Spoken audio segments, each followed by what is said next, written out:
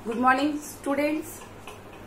जैसा कि हम लोग ने पार्ट 4 कैसे बने धनवान हम लोग ने पढ़ा और किसी कारणवश आपके पास वीडियो गया लेकिन आवाज म्यूट थी। मैं कोशिश करूंगी कि आपको फिर से पार्ट 1 का जो पहला है मैं वीडियो आपको दे सकूं। तो चलिए हम लोग आज पार्ट की को शुरुआत करते हैं। इसमें मैंने कुछ मुख्य बातें लिखी हुई हैं। तो सबसे पहले धनवान बनने के लिए हम लोग को क्या करना पड़ता है? धनवान बनने के लिए हम लोग को कठिन परिश्रम करना पड़ता है। बिना कठिन परिश्रम किए हम धनवान नहीं बन सकते हैं।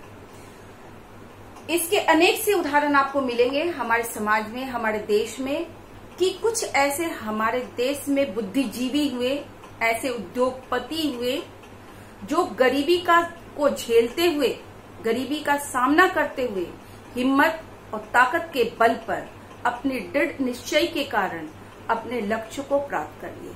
उन्हीं में हेनरी फोर्ड जो थे वो पंक्चर बनाने का काम करते थे और अपनी कड़ी मेहनत और अपनी लगन के द्वारा वो एक मोटर कंपनी के मालिक बन गए।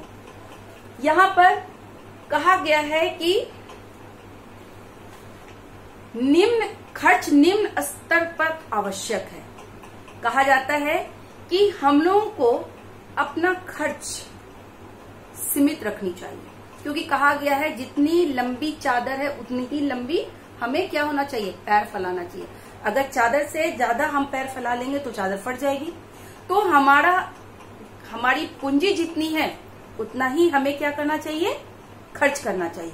इससे क्या होगा कि आप अपनी पूंजी को अपने भविष्य के लिए आप जमा कर सकते हैं। उसी से संबंधित एक बात लिखी हुई है, प्रगति वो करते हैं जो अपनी कमाई के खर्च में कटौती कर मूल पूंजी में मिलाते हैं। मैंने आपको पहले भी कहा कि अपने आय से सीमित जितना आय है उससे कम खर्च हम करेंगे और उन बचे हुए पैसों को अपनी मूल पूंजी में मिला देंगे।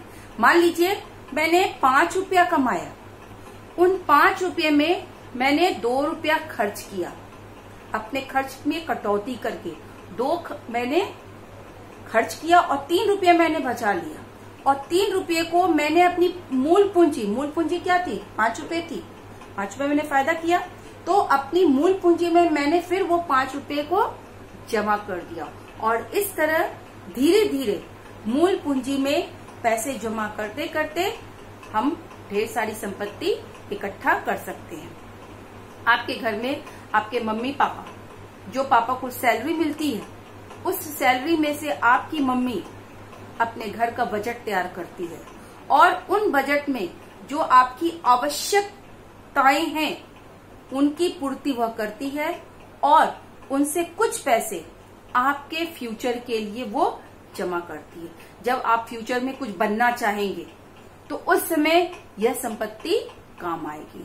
अगर आपके घर में अचानक कोई बीमार हो गया तो यही जमा पूंजी जो बूंद बूंद करके आपके माता पिता ने जमा किया है वो पूंजी हमारे या आपके काम आएगी, क्योंकि कहा जाता है कि बूंद बूंद से सागर भरता है।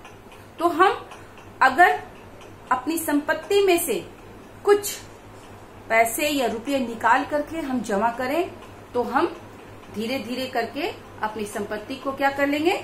जमा कर सकते हैं। ये जो जमा करने की प्रवृत्ति है बच्चों में भी होनी चाहिए। बच्चों को जो पॉकेट खर्च मिलता है उन पॉकेट खर्च को वो जमा करें। मैं एक छोटी सी स्टोरी आपको ट्रू स्टोरी बता रही हूँ कि एक लड़का था, ये सच्ची घटना बता रही हूँ। एक लड़का था, वो अपने पिता से, आप लोगों ने म्यूचुअल फंड का नाम सुना होगा, अपने पिता से वो कहता है कि पापा आपने जो जमा किया वो कैसे जमा किया? तो उसके पिता ने कहा कि भाई मैंने हमको जो पैसा बच जाता वो मैं फंड में डाल देता हूँ। उसने कहा क्या 50 रुपया भी जमा हो सकता? बोले क्यों नहीं हो सकता है। तो उस बच्चे ने 10 वर्ष के बच्चे ने अपना एक खाता खोला, फंड खोला और उस फंड में वो पैसे को इकट्ठा करता और उस फंड में डाल देता। जब वो लड़का 20 से 22 साल का हुआ उसके पास लगभग लाखों से ज्यादा रुपये उसके पास थे, क्योंकि उस बच्चे ने बचपन में ही खर्च और बचाने की प्रवृत्ति सीख ली थी।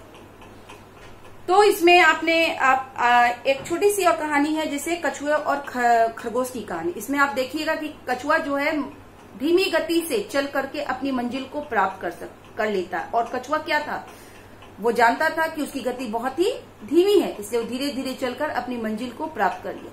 लेकिन खरगोश क्या था, क्योंकि उसके अंदर ये घमंड था कि मैं बहुत तेज चलता हूँ, और वो थोड़ी देर के लिए काम छोड़ करके आराम करने लगा, और इसका नतीजा क्या हुआ, कछुए की जीत होती है।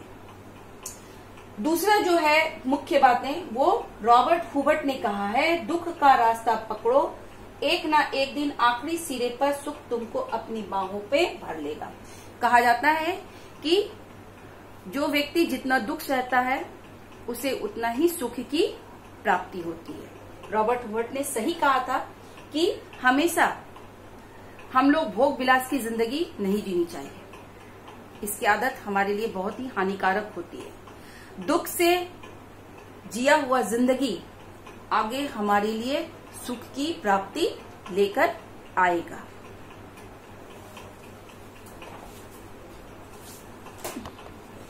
यार